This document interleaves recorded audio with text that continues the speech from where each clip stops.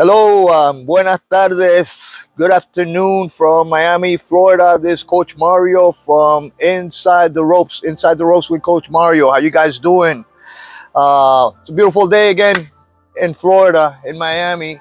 It's hot like hell, and it's really the sun is shining really bright. That's why I'm wearing the shades. Also, you know, wearing a little bit of protection for my eyes. So I hope you guys don't mind. Anyway, what are we going to talk about today? We're going to talk about the upcoming fight tomorrow between David Benavidez and David Lemieux. So it's a David, not against Goliath, but against another David, David Benavidez and David Lemieux. And David Benavidez, let's talk about him a little bit, right? David Benavidez is 6'1". He's 25 years old, undefeated record, two-time world champion. He has 25 fights. In those 25 fights, he's got 22 knockouts. And his last fight was a TKO win on November 13, 2021 against Kyron Davis. All right? That's David Benavidez. He's facing David Lemieux, the French-Canadian fighter. A great punching power this guy has. He's 5'9", 33 years old. He's got 43 wins, 35 by knockout. He's lost twice. Those both losses. He's lost 4 times. Sorry. He's lost 4 times. 2 times he's been knocked out. He was knocked out by Triple G, and I can't remember the name of the other fighter, but I think he's a Mexican descent fighter. He's a Mexican fighter. He got knocked out. Okay, so he's got 43 wins, 35 knockouts. His last fight was June 4, 2021, and he won that one by TKO. All right, so that's the information. That's the records. Those are the stats of these two fighters. This is going to be a very short video. We're going to talk a little bit about the fight tomorrow, and we're also going to talk a little bit about what is David Benavidez going to do if he wins tomorrow, because that's not a given. I believe anything is possible in boxing. A hard punch. David Lemieux can punch like a mule. He's a very strong fighter. His skills are not the same as Benavidez, but there's always a chance, guys. There's always a chance, especially when you're boxing. When you're a boxer, there's always an opportunity for you to turn the tables. If you have the punching power, there's always the other opportunity to turn the tables and take a win. We've seen many surprises. Nothing would surprise me anymore in boxing. I've seen so many things in all my years of watching the sport since I was a little kid. Growing up in Puerto Rico, I have seen so many things in the sport that nothing surprises me anymore. I don't think I've seen the fan man. I don't know if you guys have seen that. I've seen 2 guys knock each other out. I've seen somebody knocking down the referee. You name it, I've seen it. I've seen a lot of crazy stuff. People quitting in the ring before the bell rings. I mean, it's crazy. It's crazy. But anyway, let's get back to the fight and what I expect to see tomorrow.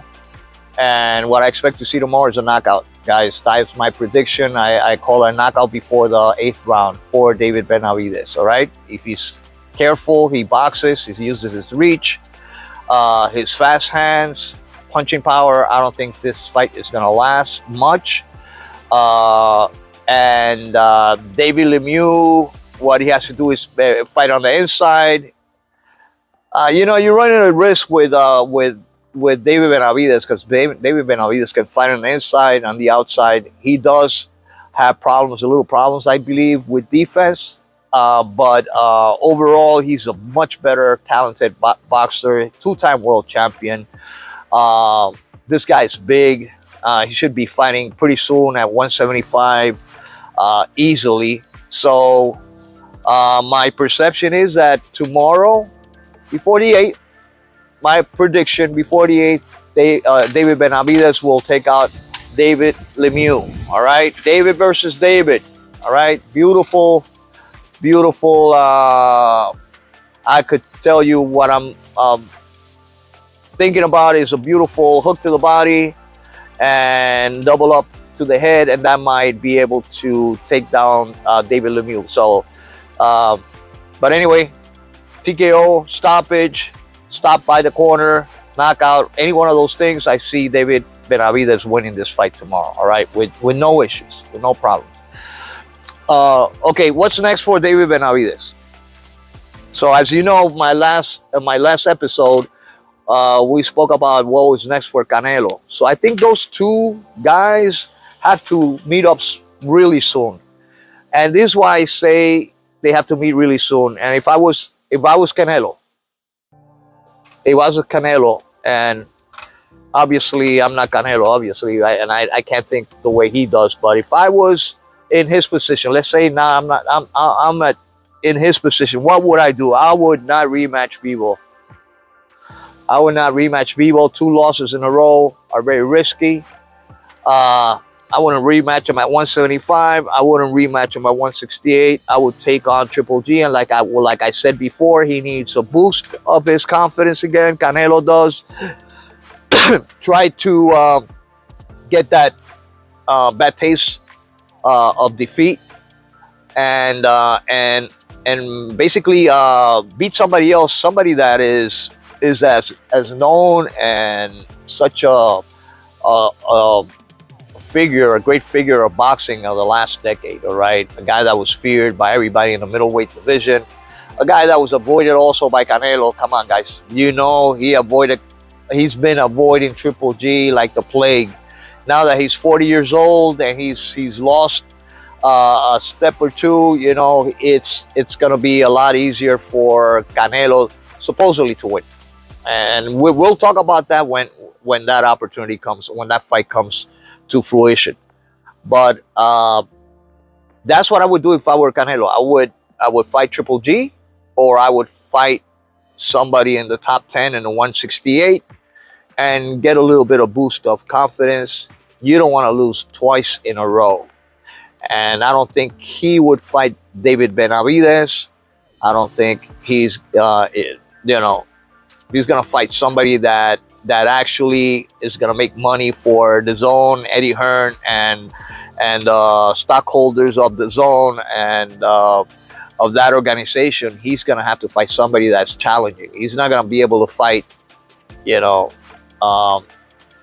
20 ranked individual, because that's not gonna pan out. So, but if I was, like I said again, that's what I would advise Canelo. That's what I would advise Canelo. But if I was in his shoes, I would want redemption, and I would want. That's what makes great fighters, guys. When you fight anybody, that's why the 4 Kings were the 4 Kings. They didn't care. They would fight. Duran got knocked down, then he fought somebody else. He fought Davey Moore, and then he fought Barkley, and it's unbelievable the challenges this guy took, because he was a true champion. He was a really courageous individual. This guy had a huge heart. He's a warrior, all right? And I don't see Canelo that way. And and I've spoken to you guys in the past, Canelo has been very fortunate that he's got all the powers of boxing supporting him, the marketing, the Eddie Hearns of the world, the corrupt organizations like the WBC and all these other organizations. They've been, paving the road of gold bricks for Canelo, and that is something that I believe that sorry guys, camera's a little bit off whack there.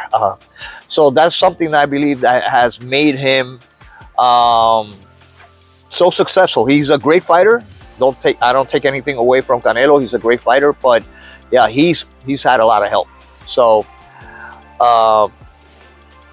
that's what makes great fighters. That's what makes great legendary fighters, legacy fighters, people that take the challenge. And when you tell me, and I've heard a lot of people say, oh, well, he took the challenge, he went up to 175, he fought a bigger guy. Now the Canelo bandwagon, or the fanboys of Canelo, are like coming with that excuse.